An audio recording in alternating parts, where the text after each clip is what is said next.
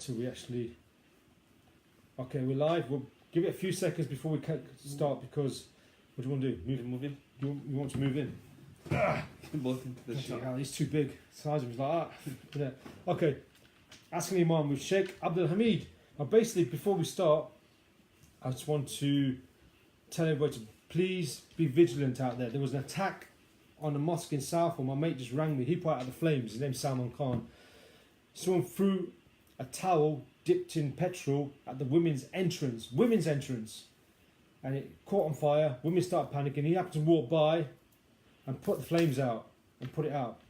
So I hope it's not a tit for tat crap. I just hope nothing like this happens because Christchurch massacre was horrible.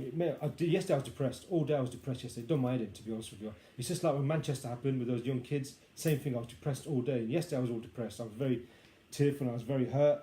And especially by some of the comments on Facebook. Unbelievable. So much hate out there.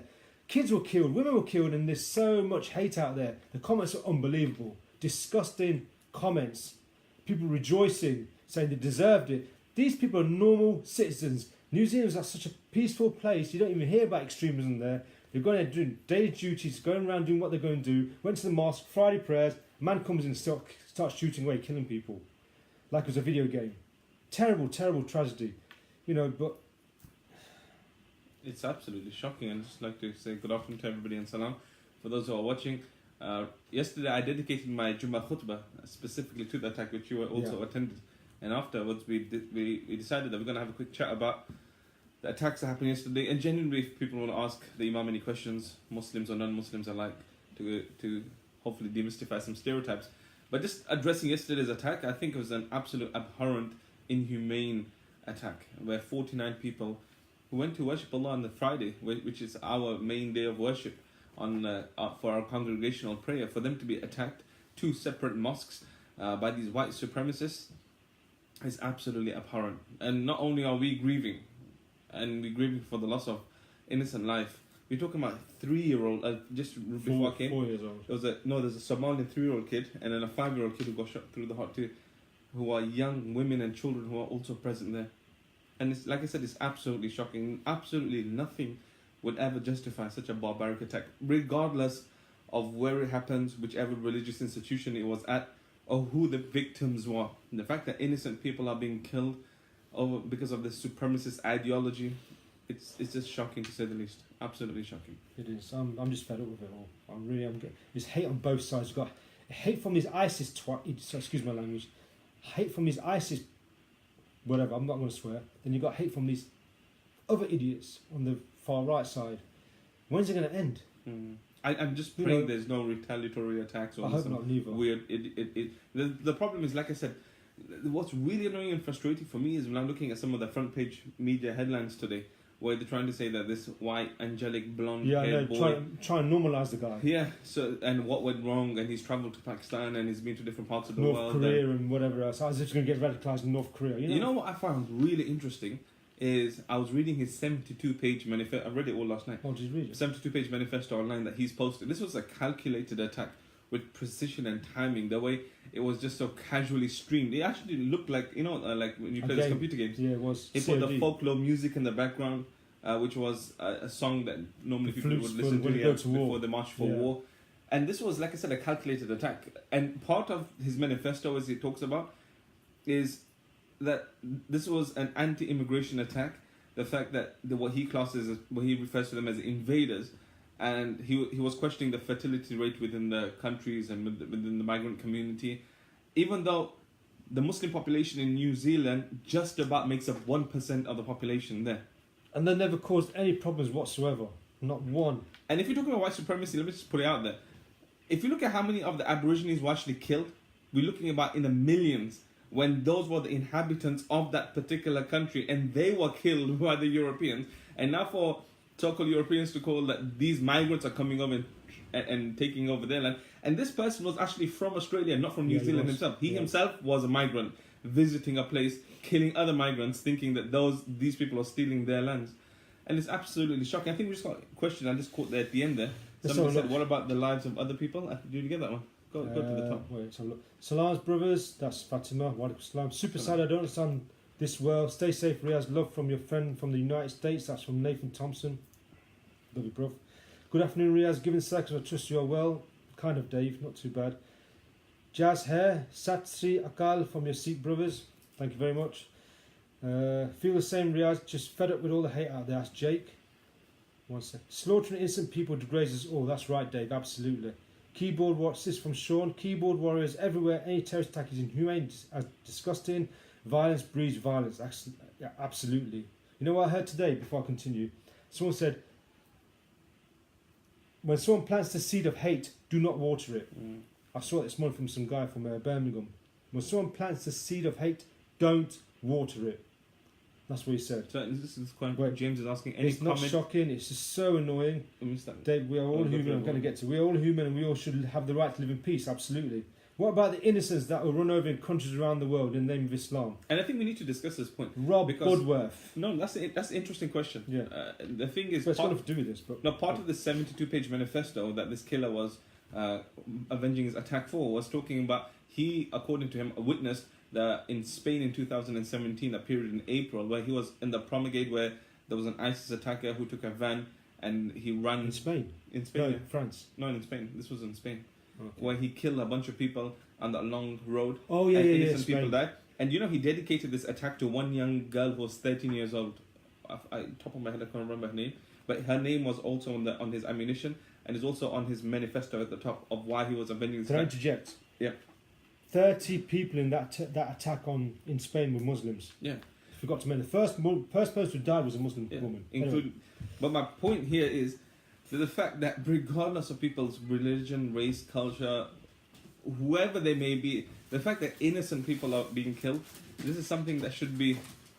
This is something which should be detested, something that we speak against, irrespective of who the killers are, irrespective of who are the people who are being killed. And the idea that we can discriminate based on who they are, based on somebody's color, gender, the fact when I say we, I'm talking about me, Riaz, or everybody in the community. When there were innocent people being killed in France, innocent people being killed in Spain, innocent people killed around the world, we mourn the death of every single person. Of course. But what this puts it to the extra, when it puts the edge to this attack, I would say, is that the fact that people are being killed now in their religious buildings. Innocent people being killed in their religious buildings. This was an attack, if you remember, in Quebec, in Canada. There was Muslims who were killed. I think about 13 Muslims who were killed a few years ago whilst they were praying. Yes. There was an attack in a Jewish synagogue where 13 people died in America. Yeah. In Charleston, where there were 9 American black Christians during a Sunday service who were massacred and killed. When we get to this level of inhumane, discriminatory, murderous behavior, that not only do we hate each other so much, but now when people are dedicating themselves to worshipping God, we go in those religious institutions to kill people. This is shocking to say the least. Of course it is. And like I said, whether they were Muslims or non-Muslims, we really don't care. But on this particular incident, why we're commenting not only because it was fresh and it was yesterday, but the 49 people who are killed. 51. Now it's reaching 51. I think it's 53. This point raises an interesting point, is that the biggest victims of ISIS are Muslims. I don't understand why people find that difficult to fathom. The biggest victims of ISIS are Muslims themselves. And not only are they dealing with geographically within that location of Middle East, but now we're dealing with what we can say blowback, or we're talking about Eurosceptics or people who are anti-immigration or anti-Muslim. We have European parties in Europe, in Denmark, who are called, you know how we have Conservative, we have Labour, they are now called anti-immigration, anti-Muslim. Yeah, I know. The fact that they just stand against people and stuff, based on their religion, I know. which is absolutely shocking to say the least. And I'm not saying all migrants, immigrants, or the best law-abiding people. No, as human beings, you know, the good people, there are bad people. But to indiscriminately stereotype a whole bunch of people is shocking to say the least. So coming back to yesterday's attack, I pray, and I solely pray that this does not repeat it again. But in a surprising way, we weren't as shocked. You know, I wasn't as shocked because... I was. You're shocked in innocent people being killed, but I'm not shocked by the fact that when people are, I would say, brainwashed to such an extent, where, you know, the far-right nationalist rhetoric is now becoming normalized into the mainstream, where people like Trump or other political parties are able to point score based on how ill you speak of other Muslims within your country, makes you more popular. It's not just Muslims, it's other immigrants as well. You're just demonising people in general, which is disgusting. You can't demonise someone based on the colour of their skin or based on their social status or based on their religion.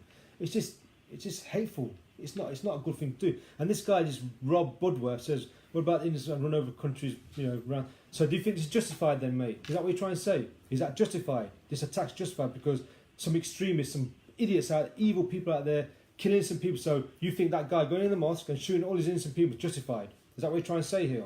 Because that's what I think you're trying to say here. Nothing can justify. Like I said, if it was Christians in a church, if it was Hindus in a temple, if it was Sikhs in a gurdwara or Jews in the synagogue, the fact that innocent people are being killed within their own religious buildings, it's just mind blowing to say the least. Madness. That in 2019, we're still observing and witnessing such abhorrent attacks. Okay, let's look at some. Rob, 2 wrongs don't make a right, mate. That's well said, Jake. Fatima Malik says, our brothers are shaheed. At least we know they're in a better place now. I'm sick of this racist, haters, murderers. Abdul Malik says, Islam and greetings to all. Please be vigilant. Peace to all. But oppose hate in every way. Absolutely. This is a good point to add to that is us being vigilant. I think as all of us should be vigilant. But specifically, I'm saying that people who come from... When I say migrants, we think that we migrated. My parents and grandparents came to this country. It's interesting to point out that if you look at 100 million people lost their lives during the First and Second World War, Muslims themselves participated in these wars. Muslims were fighting other Muslims for the sake of the British during these wars. Read about the colonies. Read about the Indian subcontinent soldiers who are fighting other Muslims in the Ottoman Empire. But put that aside. These migrant communities from the colonies in the 40s and 50s and 60s were asked to come and rebuild Britain. Yeah. This is not talking about Britain ruling. The Windrush. Exactly. And this is not about Britain. For example, if you look at the colony of India ruling for almost 300 years and reducing the GDP to only 4%, that's not what migrants are doing in the UK. Migrants have actually added value to the UK. So when my grandparents were coming over from India and Africa, and now third, fourth generation within the UK, and you still hear that kind of rhetoric of go back to your country or this is home. And people need to get used to that, the fact that we are here to stay. And we are trying as best in our ability to prepare the next generation, to educate people, to show that we as a community and a society are British, and we are as passionate and as patriotic, and you can be critical of the foreign policy, which is a democratic right. But when these attacks happen, and people try to justify that the fact that Muslims are killing others and therefore Muslims should also be killed, there's innocent lives on both sides. And when we don't see human beings for being human beings, we lose humanity. Yeah. We genuinely lose humanity. We lose in touch of who we are as individuals. I think we've become more desensitized now from all the violence that we see on television and violence that we see around in our lives. Because violence is a part of our lives, there's no doubt about it. You might be driving in a car and see someone beating somebody up. It's part of your life, isn't it? You just see it. Or someone might have a bit of road rage on you and start throwing things at your car. That's part of life. We have that in our lives all the time, but we seem to become more desensitized now. Even when kids are getting killed, we seem to be more desensitized. Yeah, the stabbings, the killings. It's madness. I don't know what's wrong with us. We degenerate. We're going back. We're not going forward as human beings. And I can't see anything. I can't see a result at the end of this. I can't see a solution. I mean, is there a solution? I can't see one. If I just put a positive spin to this, I know we may seem that it seems so negative and we can have a pessimistic view of the world, and to some extent I would agree. But there's another book I was reading, it's by Steven Pinker, it's called Enlightenment Now. And I just finished reading. It's really interesting. He talks about how the world has never been safer than it has previously been. When I say safer, in terms of actually level of mortality, birth rates, we're looking about safety, looking at life expectancy. So in that sense, it's good. But even though we have technological advances and human ingenuity is developing and we become more educated, when you come back to the human core of who we are and the values we hold, that's what we are questioning now. That who have we evolved to be? The fact that we hate somebody based on the color of the skin or social status, or the fact that a migrant life is worth less than a European life for whatever reason. We may not openly say it, but it comes across in our behavior, our prejudice that we hold mentally, and our discrimination when we act upon that prejudice upon migrant communities. It's shocking. It's absolutely shocking to say the least. Should we just do some of these questions, yeah? You look like a hillbilly when you wear a baseball cap. That's my brother. Choker. We have to address how Australia is one of the most racist countries in the world, and they'd killed 750,000 Aborigines. Tony Everest says, I know there was an open mosque day recently, but can Muslims, Catholics, Christians, all religions do anything more to show how we can live in peace and respect each other's religions? Can you answer that one? I think, like I said, is that the majority of the population who are in the middle, you have, like I said, the far-right nationalists who are still somewhat of a minority. compared to the 50% who are in the middle, and then you have the leftists who are, as in kind of, I would say sometimes as insane when you go overly Marxist kind of type of socialism. And when you have these type of extremities, and the majority of the people who are operating in the middle of the spectrum, these are normal, law-abiding individuals. People who are faith, of no faith, have whatever sexuality they prefer, people who have families, who observe religion, don't observe religion. These are the normal individuals in between. But the problem here is that these extremes are now controlling the narrative for the majority of us. I'm talking about the narrative of the media, the narrative of the politicians, the narrative of influencing people. And what we as normal law-abiding people need to do is take the narrative or take control of what's being said about us within the media. I would say, and I say this to my students, the only way we can do this is getting more politically active, being much more educated, being more focused as a community, having more pressure groups, lobbying some of our MPs and our councillors what they expect from us. The fact that when these reports are being made, if it's libel, newspapers should be taken into account and should be sued. I think that's the approach we should be taking. And more than anything, we should be educating people and trying to be the best human beings we can be. Would that reduce all the violence in the world? Absolutely not. Violence has been there since the beginning of humanity in terms of how people behave and act. But when you try minimizing and reducing this barbarity, before it totally goes out of control. Okay, Wayne Mike says, when will it all end? Will extremism go quiet now? The ISIS caliphate in Syria is at an end. Well, there's always going to be a bogeyman, so maybe another group might turn up. Because it was Al-Qaeda, then there was ISIS. Who knows what's going to be next? We don't know.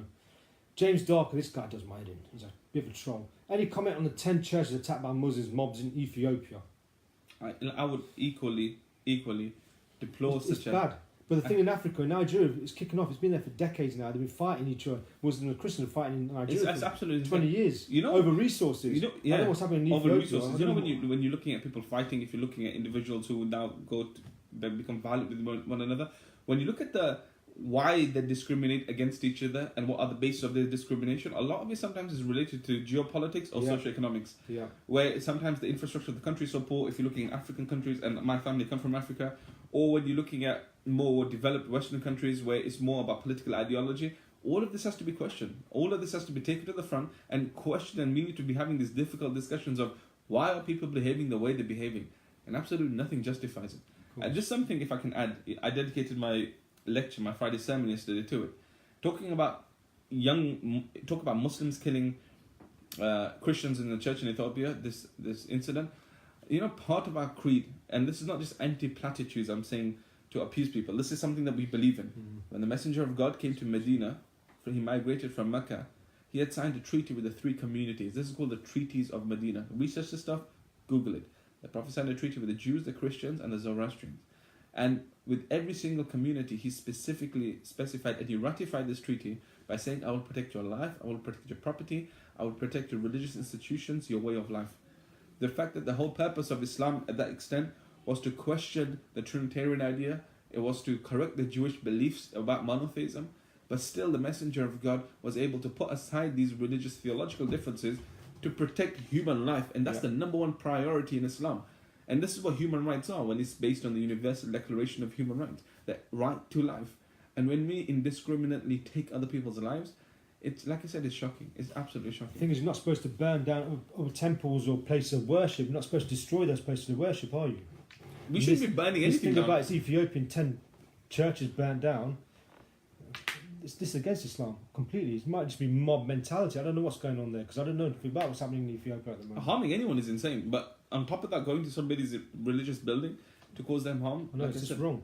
Okay, Ivan Humble, this guy was ex-EDL, right? He's a good friend of mine. He says, my thoughts and prayers are with the victims and their families caught up in the vicious far-right terrorist attack in Christchurch, plus Muslims worldwide. We ignore the threat of extremism at our peril. In the days and weeks ahead, I call upon everyone to stop labelling different communities as I once did in my past. This way, because in the past he did this. We must unite and condemn this and every act of violent extremism because cold-blooded murder of innocent men, women and children can never be justified. Absolutely right. Absolutely right. Samir says, replying to Rob, that silly comment, what about the US and Iraq killing millions in Iraq? I don't think so. We need to go into political point scoring of how many people are killed there, and this is retaliation for that. This is innocent people being killed. I know, it's just and I think we're being sidetracked by the tit for tat. Blaze Bank, I've tried to type so many times, it ain't. there ain't words. Let's not compare, condone, justify, but instead let us continue to unite us further. More people are seeing through it. More will in time. Yeah, I suppose so, Blaze. And Amy says, awful evil acts. Linda Farrow says, he was a fantasist with mental health and personal issues, I think. Gun law comes into subject again. Why do you think people think they are better than others? That is where the issue is. Live and let live and respect one another's opinions. And then someone else replying to James, who you blaming? Are you blaming me? Tony Everett says, I know there was an open day recently for Muslims, Christians. I think I've said that one already. Mhm. Yeah, I've said that already. Kevin Sanders, it does not matter what you are, where you're from, you'll always find mad men. That's true. That's true. Will Jones, Riaz, my friend, first and foremost, people in New Zealand were human beings that were murdered in cold blood by an evil monster. My pain is just like yours, and like you, I would never wish it on anyone else. And the monster who murdered these innocent people, killing innocent people, is not revenge, just evil.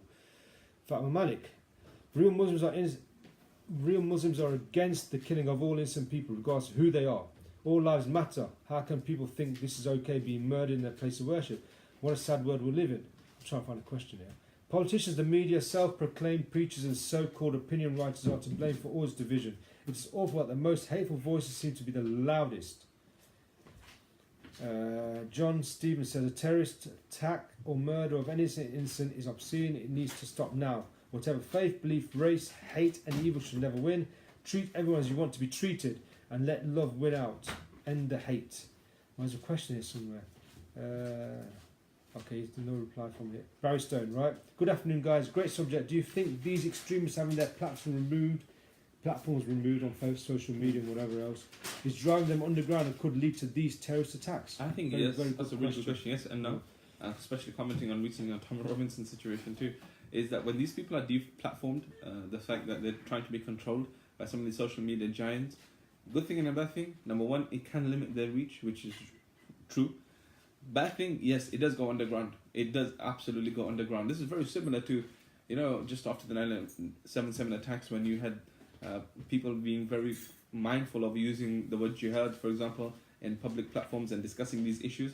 The whole movement went underground. So when you have people like Anjem Choudhury now discussing jihad with their own little study cycles, most of those attacks came from his followers. Yeah. And good thing is that if they are more public, at least they can be monitored and controlled to some extent. Yeah. But it's still scary because of the reach that these people have, and it's. What about freedom of speech? Yeah, that's the control, right? When you have freedom of speech. Freedom of speech should be limited. Well, not limited. It should be allowed, but it should stop at a certain point. I think freedom of speech, national security, and individual privacy, playing between all of these kind of three issues is always a tough task, to say the least. Is that how much of people's privacy needs to be invaded to know exactly what they're doing in their personal lives, where all of this kind of barbaric, unjustified hatred, bigotry comes from.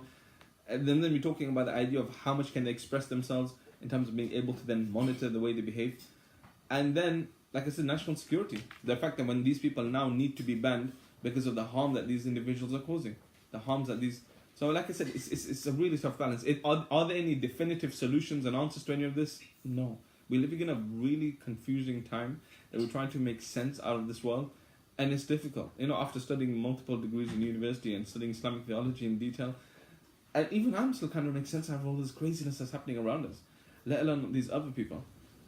When you hate someone or you dislike somebody, to sit there and question why you behave why you hold this kind of prejudiced views, whether it's justified or not, just sitting there and thinking, and then being able to now go out there and educate yourself. That are these people as crazy as people making them out to be? How many of them are crazy? Why are they behaving the way they're behaving? What can be done to tackle some of these issues? That's the approach I feel that we need to take. But like I said, this person goes and kills 50 odd people, and then you have another ISIS extremist, because for sure, these are, we normally say these are two extremes at the opposite side of the spectrum. To some extent is true, because they feed off each other. Yeah. He goes and attacks. Now ISIS will use this as propaganda to now encourage more lone wolf attacks. I really hope not. That, go and attack these people, and it's all justified because they're killing innocent Muslims. And they're not even on the opposite side of the spectrum, they're on the same side of the spectrum. They feed off each other's hatred. They have the same kind of viewpoints, the same kind of supremacist ideology, that they, small minority, want to control the majority. They don't believe in individual values. They don't believe in the ethics and morals as human beings that we grow up in. These are bigoted, hateful individuals who are driven by their hate. And that's what normal-minded, good people need to be really questioning and refuting. Absolutely. Matt Stanland says there's violence long before any of this. He blames the lack of money and pressure of everyday life. We are in a pressure cooker. People are angry. Balance between freedom and responsibility. That's what Muhammad Kamal Hussein says. The victims relegated to the inner pages. This is a good point here. What is it? The victims have been relegated to the inner pages, whereas the one who committed the attack is on the front pages, right? And our so-called leader of the free world does not condemn the person directly, which speaks volumes about the gun lobby. That means Trump, basically. At New Zealand, I was reading reports this morning of them hopefully trying to ban semi-automatic assault rifles, which... Well, they're allowed to carry them in New Zealand. Yeah. I didn't know. So that was some interesting new But I gun thought it was a laws British colony. that they were changing. Okay. Josanne Murray says we need to re-educate and stamp out all racism. It's humanity against terrorism. This affects all of us, absolutely. Doesn't matter about our skin colour or religion. Salam, I saw Mufti Menk comment that we should make dua for the perpetrators. Would you agree? That's a tough one. I personally wouldn't. I mean, we pray for God's guidance for all people. But when people kill inhumanely, then I don't know. Then these people should be... Have you seen... There's no sense of remorse. No. You know, he was making extremist, the white power signs, this upside down power white power signs. He was in the dock this morning, being charged there. And he was actually... had a smirk on his face. Did he? And... He's mental. It's insane. He's insane. He has to be insane to kill that many people and still smile about it and do all these silly signs. He's not, you know, he's a sandwich short of a picnic, ain't he? He's got to be.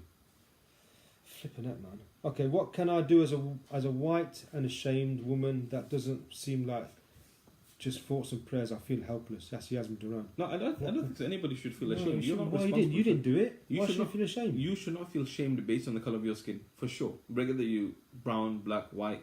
And you know what, when we hear this new term being used, I hate it, where they call it positive discrimination. So they focus more on BME communities and they don't allow white people to have opportunities. That's a form of racism too. That is. And I think that's just stupid. It's happening in workplaces.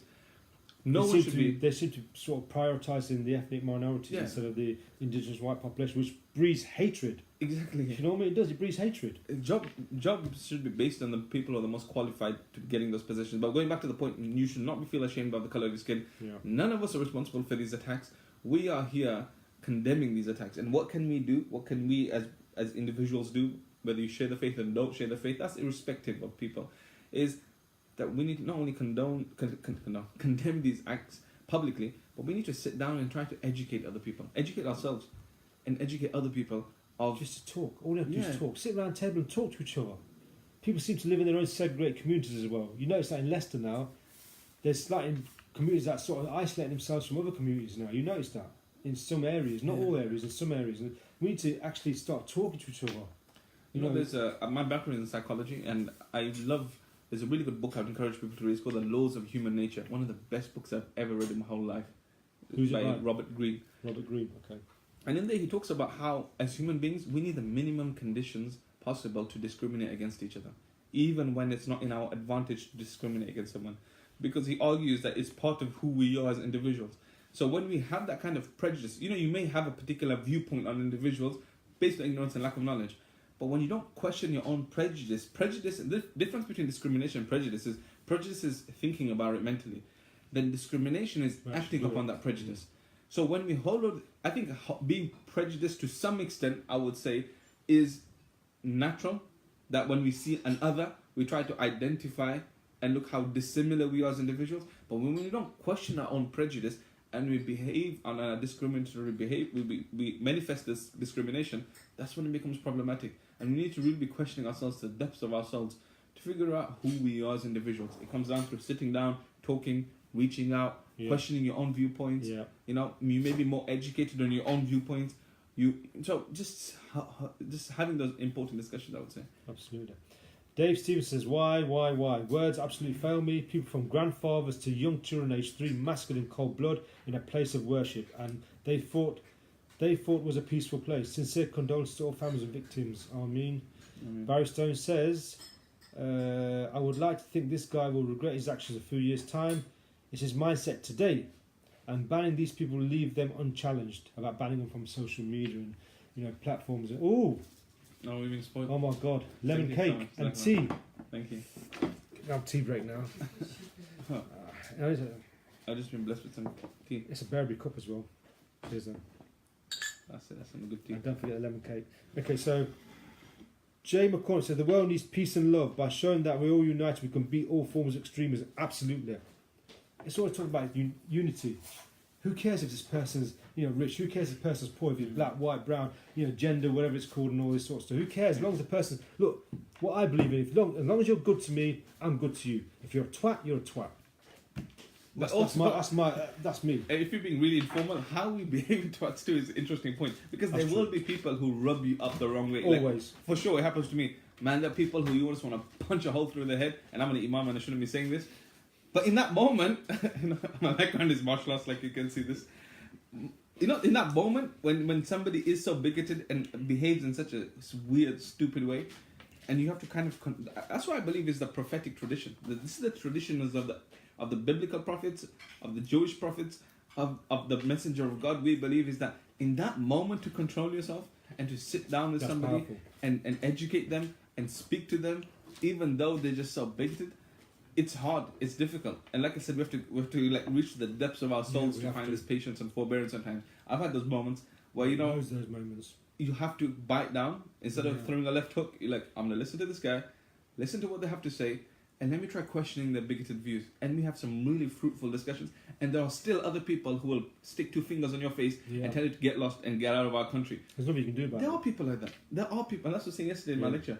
There are people who hate us. There are people. There's nothing you can do about it. There are Muslims that hate non-Muslims. Exactly. There are Muslims. There are some stupid, ignorant Muslims who hate non-Muslims.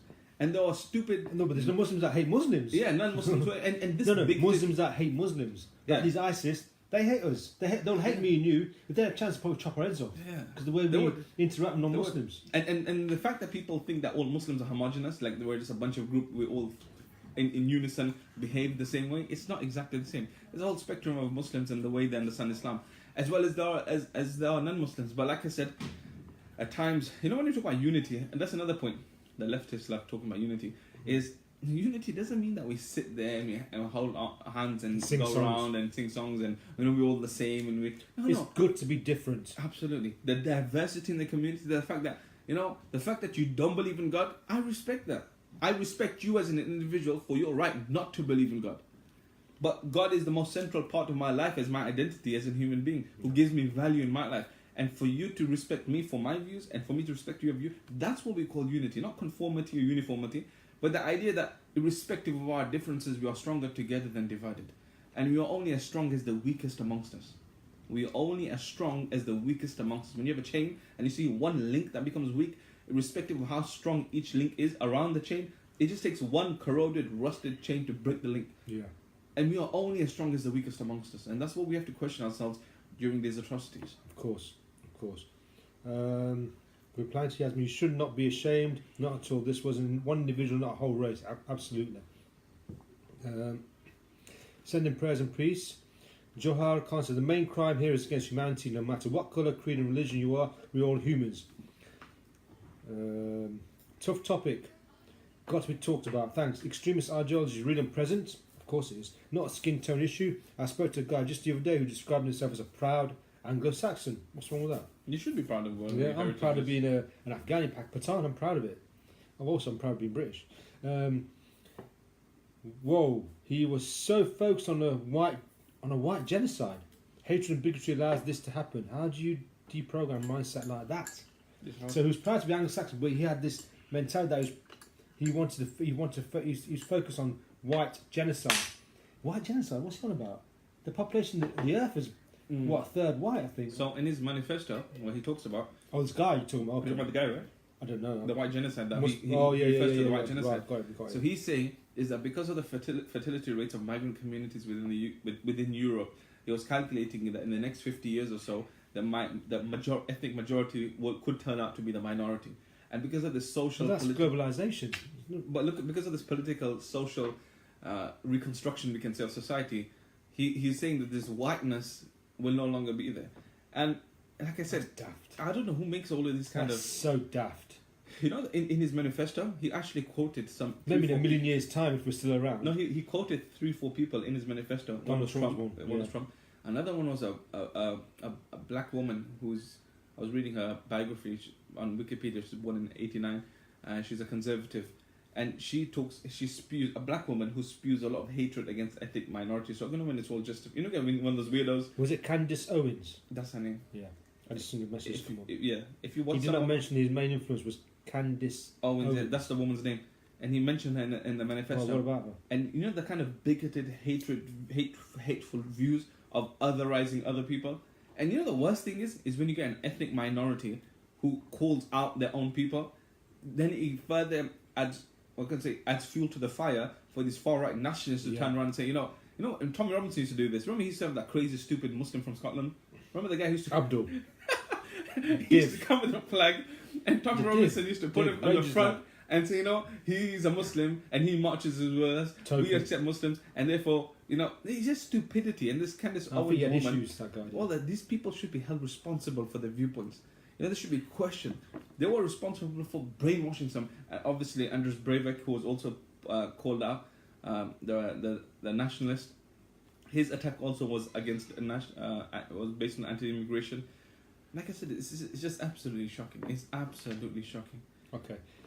In response to that Mufti Menk one, he said the Prophet said, in terms of mercy and Allah guiding those people as the Sahabas were once guided, I feel it shows how big and peaceful a Muslim heart can be, even at the most horrendous events.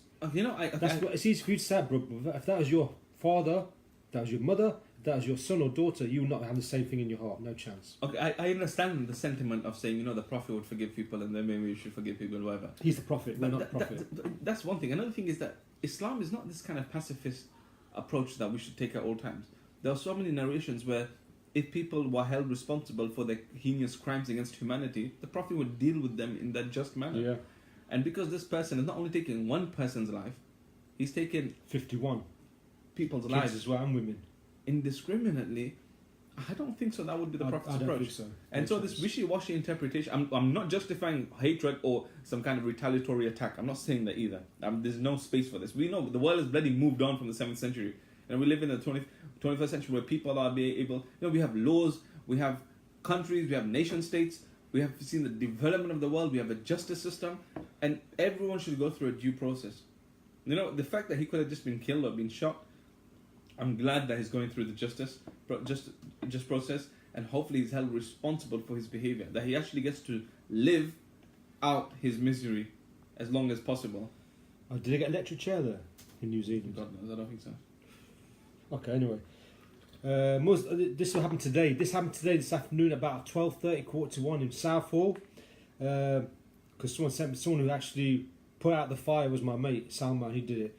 Muslims, please be vigilant. Burning towels soaked in petrol outside the Sisters' entrance, Abu Bakr Masjid in Southall.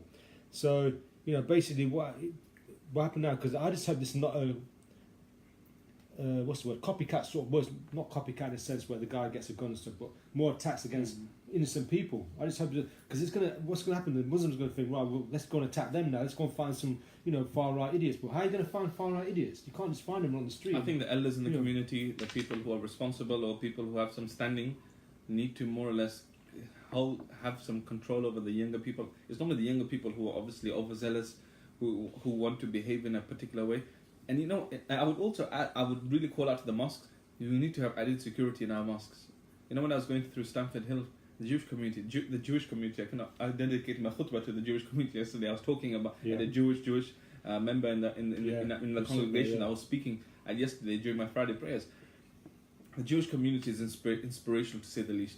And if you see the Stamford Hill, they have security guards outside their mosques. And outside the synagogues. That's because of anti-Semitism and stuff. But now when you're seeing the level of Islamophobia that's on the rise, I think our central key mosques also need to have added security. I would also say... I think the mosques that are sort of outplaced, in the outreach place in these security, not the ones in, you know, here, Everton Road or Highfields, not in Highfields. We're not in Highfields because that's predominantly Muslim areas. I'm Muslims always, but you need the ones in the outreach areas that need to be guarded more. I would also say that there's been a 72% rise on Islamophobia against women, specifically because of their visibility of them wearing a hijab or them looking women. And you know, these bloody cowards. If I could swear, I would swear now, but I'm not going to. They always attack women. bloody hell is attack? Why attack women? Go attack him or me or attack somebody else. Like I would pray to God. I would wish I would meet a supremacist one day, seriously, and I would pray to God that he would flip and attack me. I mean, that would be like that would save me a gym workout. Dream come true, is it? Seriously, the fact that they go choose the most vulnerable people to exploit, because they look visibly weak, and therefore, there's 6 of them on a train, and then they're making monkey noises against one person. That was recently last week that we saw. Tube, yeah. It's just shocking. It's just, well, you got people like Trump and whoever else, just Katie Hopkins and that, giving them green light to go ahead and do referring to migrants as cockroaches. Yeah, things like that's how it was in 1930s Germany. The same sort of language was used against the Jews. And what happened in World War II? I just hope that doesn't happen here. One bad apple in the barrel F's the lot. True, maybe. Raja Khan, alhamdulillah, all I want to say is that I'm proud of the reaction of the Muslims. Yes, no doubt we expressed our anger as it's natural, something that a lot of people did not expect. If anything, it shows how we all come together in these dark times. Question you both, have you had Muslims have a go at you because you both talk straight? That's a good question. Well, let me before you talk a lot. You go first. Right. I've been told not to go to Coventry and Derby because of my views against ISIS and extremists. I still go to those places. Who told you not to go there? I've been told by a good friend of mine. Don't go to Coventry. Yeah, I go to a restaurant called Zenith's every now and then. Oh, you've been Zenith's? Yeah, the lamb chops are amazing. Food. Yeah, beautiful. And Derby as well. They told me not to go to Derby. I've got no reason to go to Derby because it's a flipping dump. But that's my opinion because we always go. I didn't say that. He said that. Yeah, I said that. I lectured that. I just remember it from the 80s. It was a dump then. I don't know what it's like now. So I've got no reason to go to Derby. But I've been told not to go to these 2 places because the extremists there want to do me a number. For me to answer that question, if I'm honest, I'm a young Imam. Just finished my 20s, now getting to 30. Well, you're getting old now. I know, bloody hell. And I've seen though, I grew up in Leicester, right? I come from a migrant community family. And when you see things in a particular way and you speak against it, it makes you the most unpopular person ever. True. I've had people in my own, I say this openly, I've had people in my own community, my own people preach against me and speak out against me. And I ask them to sit on a table with me and correct me if I'm wrong, and I'm willing to change my viewpoints. But on the background, they'll be continuously speaking against you. But there are people who will be resistant towards your message. That's fine, but we can have that discussion. And when you do, everybody can't be the same. I don't understand people. I don't know, man. We're individuals. We're not one. And everybody has the same dress code, the same mentality, the same language, eat the same food. We're individual. We're all different. We have to respect our own. And the diversity of opinions and viewpoints should be celebrated, even regardless of how different they may be. And like I said, within the community, so for me personally, I'm dealing with sometimes, I'm not all, the majority of the community has been really supportive of me. I would say that. I'm saying those people it's all those people in control and leadership, for one thing. They don't use their suits. Who sometimes are mindful of your reach. So you're dealing with those people, and then you're dealing with the majority of the population, and you're just continuously playing this balancing act of trying to not appease people, but having those honest conversations. And it does make you unpopular over time. It would be so much more easy for me just to preach in unison with everyone else and just fit in perfectly. But when you see something that's wrong and you speak against it, you deal with a lot of resistance. Yeah. Okay, Leroy Stevens says, we, the people, can talk, but ultimately leaders of the world have different agendas. From most of their population based on capitalist ideas, accumulation of wealth and world domination. These lead to ill-conceived foreign ventures that breed extremists. I can't argue with that, to be honest with you. You know what I mean, in that sense. Because this extremism only happened in recent times. I've never heard of it before. You know what I mean? It's all to do with resources. Anyway, that's another subject. Coupled with the fear of engaging with their local population's views, pushes moderates from that population to the far right. Ultimately, it comes from the top, and the people must pressure their leaders to change their attitudes to people and countries of the world. One thing I want to say, the Prime Minister of New Zealand, what a lovely woman. Outstanding lady. Wow, amazing. Hats off to you. I mean, I've shaved my head, so I'm just putting my hat on. So I feel like I need to shave. My hair's getting long. Hats off to you, because what a lovely human being. And the things she said and the things she's going to do, I was surprised. But on the opposite, that idiot, I can't remember his name now. The guy got egged. And then an idiot. In his press release, I was following his tweets.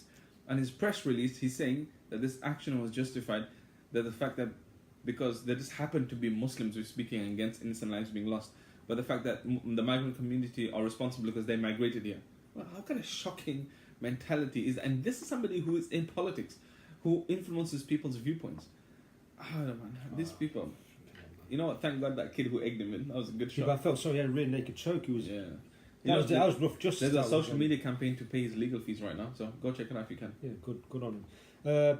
Simon Goddard. Oh, Goddard. I thought it was going to be that idiot. James Goddard. Have you ever done a broadcast with Tommy Robinson? Okay, this is not from Riaz. This is from me. I personally, and I've said this for a while, I've been following Tommy Robinson pretty closely. So I've been watching his stuff. So I fourth day in court yesterday, where where the police were found not guilty of harassment. Right. I am publicly, when I say calling out, I don't want to sit there and debate and discussion. I just want to sit down with Tommy Robinson. He offered me to sit down. He was going to take me out for a curry in Bedford. No, but if anybody of his followers or watching, I'm an Imam in the UK, I would love to sit down. I'll travel up to him, whatever, put all of our goons aside, and just sit there and have an honest discussion. I would love to. Let's put it there. Tommy, you got my number. Give me a ring, mate. Let's organise this. If someone could pass that message on to him. But the trouble with Tommy, right, he's going to ask you, he's going to record you. I wanted to sit with him. This is what I did. I said, I'll sit with you, Tommy. I'll talk to you, but no cameras. He goes, no, we'll have a curry. We'll sit down. We'll chat. I said, yes, fine, great. But then we'll put a camera on. He goes, no cameras. Forget it. Listen, me and you just chat on a level. That's it. He goes, oh, it was a bit hesitant. That's the only problem with Tommy. You spoke to him. I'd love to sit with him and talk to him. Just without cameras, you know what I mean, Tommy? So there's my invitation to you. So if anyone knows him, pass it on to him. For example, why I would like to talk to him, because of his campaigning, for example, against the Rotherham sexual paedophile rings. I mean, I agree with that. Yeah, so the fact that all of these stupid individuals who happen to share the same faith as me. Yeah, but they're not practicing Muslim. It's Muslim by name. It's Muslim by name. Who are attacking innocent 1,500 innocent young girls in Yorkshire. Beasts. Man, this stuff, I lose sleep at night. It's shocking. And I'm on his side at that but moment. The thing about these evil, individual, despicable beings, we get it in the neck. But what I don't appreciate about Tommy being more nuanced here, that he will use these kind of these issues and then try to smear the whole community to say that this is what the Quran says. Tommy's Quran, I've read that too. I've read it. If you look through it and it says, the Quran talks about sex slaves and this is something that this is what they are practicing upon. Comes from their religion. What the hell? Where's he out from? If the Quran and if Muslims, the 1.7 billion Muslims around the world, 4% of the UK population, if Islam taught terrorism, then the earth would have been blown out of the solar system. And also, it doesn't teach that. If it teaches paedophilia like some of them start say, then we'd all be doing it. And the thing is, right, and the Quran specifically says you cannot marry children. You can't have sexual relations with children. Quran specifically says, you know the ayah? It talks about the fifth juz in the fifth chapter, وَالْمُحْسِنَاتُ مِنَ النِّسَاءِ, the women who you can marry and the list of the women that you can marry. And children is not on the list. It's not permissible to marry children. But like I said, we'd like to have that discussion if he's willing to. God knows if he is. Okay. Let's answer a few questions. Simon Goddard. I thought it was James Goddard for a second. That idiot, some idiot. Don't worry about it. Oh, the thing, referee? No, James Goddard's a div. He's from Leicester. He's a wannabe, I forgot far right UFC activities. No. The constant dripping of racial hate affects everyone regardless of religion or colour. It's an attack on the freedom of us all, the human race. Absolutely. Okay. No, we all Muslims can only fight back is become more Muslim. We do more prayer and reading. Oh, bloody hell. You need to do a spell check. Zologo. Oh, I can't say his name. Shakman.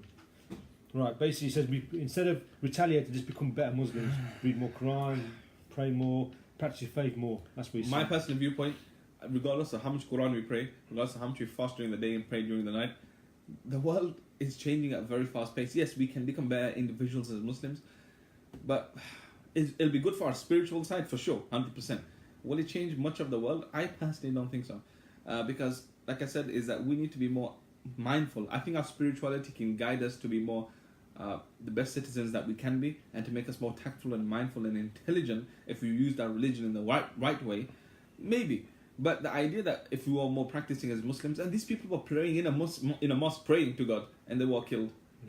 So it's shocking to say the least. Okay.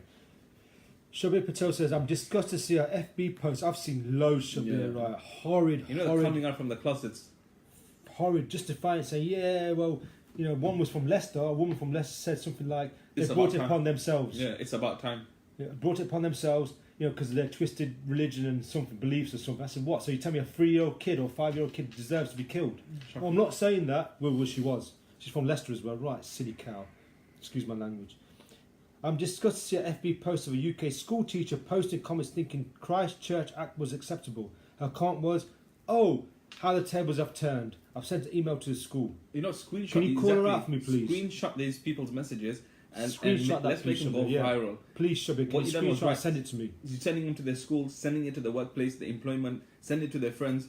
The fact that these bigoted idiots who come out from the closet need to be exposed. Okay. Riaz and Tommy, that is a bad thing because you both have a view. Okay. I don't know. ISIS means Israeli secret intelligence. Okay. I don't want to get into all of that. 700 years lived next door to my family in India. They happen to be Muslim. 700 years? Oh, you mean your family? Oh, wow. That's a long time. Okay. Any question you want to ask Imam? Do you want to say anything before we close up? Because we've been on for about an hour. Before we close up, I need to take my girl to shopping. But if you have any questions you want to ask me, my name is Shaykh Abdul Hameed. I'm a local Imam. I work within the community. If anybody wants to hit me up, go check out my Facebook page. If anybody has any questions whilst we're live, you're more than welcome to. If you want to private message me, if you want to meet up, if you want a discussion, if I can be part of any of the organizations that you're working with to help change and promote peace, love, equality, and questioning discrimination, that's the kind of work I'm involved in. Please do. If you have any questions, fire away. Why don't you just close a statement? What can we do now after these... Look, Manchester, kids were killed, right? Westminster, innocent victims were killed.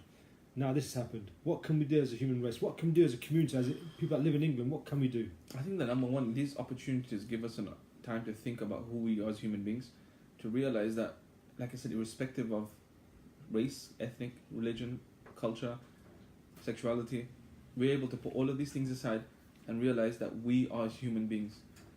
And when an innocent life is being lost, what the Quran says, فَكَأَنَّمَا قَتَلَ النَّاسَ جَمِيعًا. If you kill one person, God equates one life to the whole life, to the whole of humanity, and that's the value of lives that we have. That's the value of one life, God says. So when people are being killed, like I said, regardless of who are being killed, we mourn the lives of innocent people who are being killed. We genuinely do, and this is a time for us to question who we are. I think we should be reaching out to our community. You know, be having a vigil if you are able, if you're Muslim or non-Muslim. Tomorrow. Your local mosque may be having a vigil. If you want to attend, you're more than welcome to.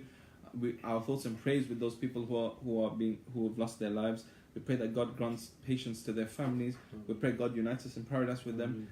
For the non-Muslim audience, I'd like to just quickly explain from the Islamic perspective what we believe is that when these people are, what the Quran says, when these people lose their lives as martyrs who are slain whilst praying to God, the Quran says that they are alive in the presence of God, being sustained in paradise. And we pray that they have reached their end. We pray that God unites us with them, but we also live in their memory, that we can hold these people responsible, this individual responsible for killing these innocent people, and we speak against anyone who may, in any shape, way, or form, act on this prejudiced, discriminatory, barbaric viewpoint of going killing innocent lives. That's how I would say. Okay, thanks for listening. That's about it, really. I can't say anything else. Get a bit. So, thank you for listening. Yeah, thanks. Bye.